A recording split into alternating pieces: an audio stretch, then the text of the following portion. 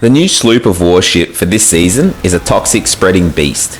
It is very fast and agile with great turning speed, and it hits very hard, easily sinking world tier 2 bosses in PvE or frigates in PvP. If you use this build I'm about to show you, then you'll be a feared pirate in the Indian Ocean.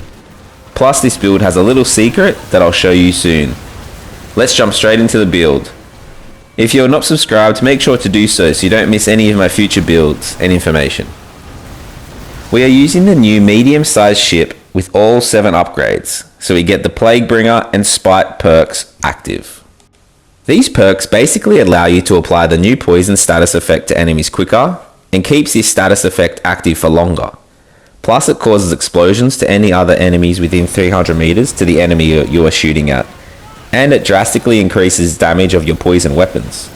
And the Spite perk deals damage every second to nearby ships within 300 meters, and decreases the damage you receive from these poisoned enemies by 30%, which is an amazing perk.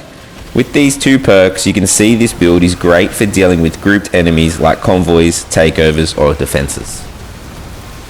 As you can see here, this build is taking big chunks of health off the Reaper of the Lost Halloween boss event. When it teleports, just shoot all the pumpkins and it'll spawn back in quicker. Alright, let's jump straight into the build and I can show you real soon what this little secret was about our build. For the armor, you have 2 choices, depending if you're going for PvP or PvE activities. The PvE preference is Buccaneers Oath, because in PvE you will sink multiple ships, which will increase your weapon damage and armor by 25% each time. This will stack up to some insane damage when attacking grouped enemies, like I mentioned earlier. And for PvP, like Cutthroat Cargo for example, I recommend the Nocturne Heart, as generally you're in a 1v1 situation that isn't as easy to trigger the Buccaneers Oath's perks. Whereas the Nocturne Heart is always boosting your damage by 15% as long as you're above 75% hull health, which you can easily do with this build. Now for the weapons. On the front and back, I'm using the pique 3s, and their ascensions are very important. This season brought some great toxic and electric boosting furnitures, so we want to take advantage of both of them. So the first ascension must be Shock, so it now classifies the pique 3s as toxic and electric weapons, and you'll see why this is so important. As for the next 2 ascensions, you can choose between Amplified Toxic, Shock, Severity, or Second Storm. All are good options. On both sides, using the new Rotmouth Toxic culverins. These are great on this build because if the target is poisoned, then your weapon damage is boosted by 75%. And again, we want it to get the electric and poison bonuses, so its first ascension needs to be Shock. And the next 2 ascensions can be either Amplified Toxic or Shock or Severity.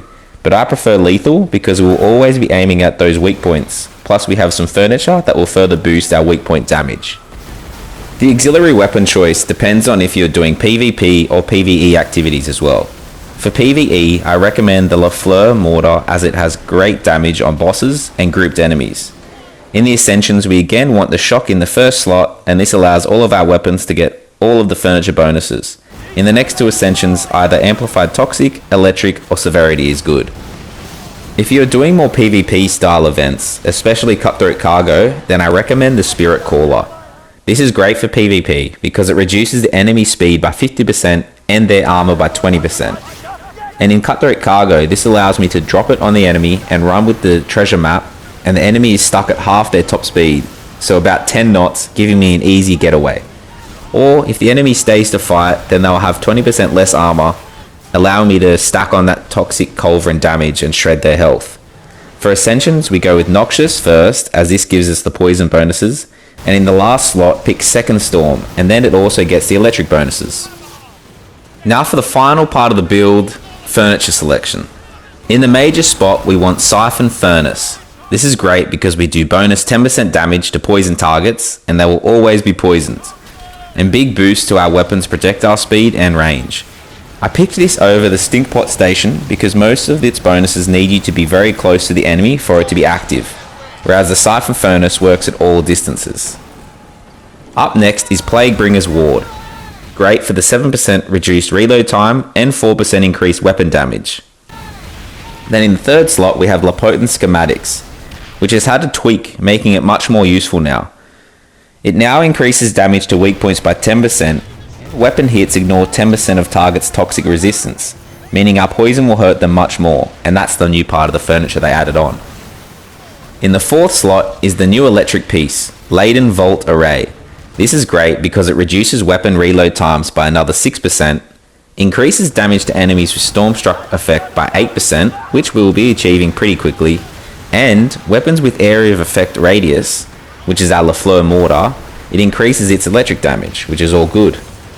In the 5th spot is Charged Stores, and this works perfectly in this build because the next attack after triggering Stormstruck does an extra 50% damage. It increases all of our weapon damage by another 5%, so this is huge when you trigger that Stormstruck event. In the last spot is the Ramrod Workshop, and this decreases broadside weapon reload times by 7% and increases their secondary damage by 7%. This really boosts our Rotmouth poison culverins. So now you can see how important it is for all of our weapons to be ascended to classify them as poison and electric weapons. Because of this, all of our weapons receive so many bonuses, massive damage boosts and significantly reduced reload times. Our Rotmouth poison culverins get 20% reduced reload times, and all of our weapons get about a 54% bonus damage, and that is without hitting weak points. You'll have so much fun using this build, especially on grouped up enemies, because you will see so many damage numbers popping up. Use it in a fortress defense in faction wars and it's so good. And that's it. Thank you for watching and I hope you enjoyed it. If you did, please like and subscribe if you haven't already. It really helps my little channel out and helps me know what you like to see. If you want any specific builds or videos covering other topics, let me know in the comments below. Thank you and see ya!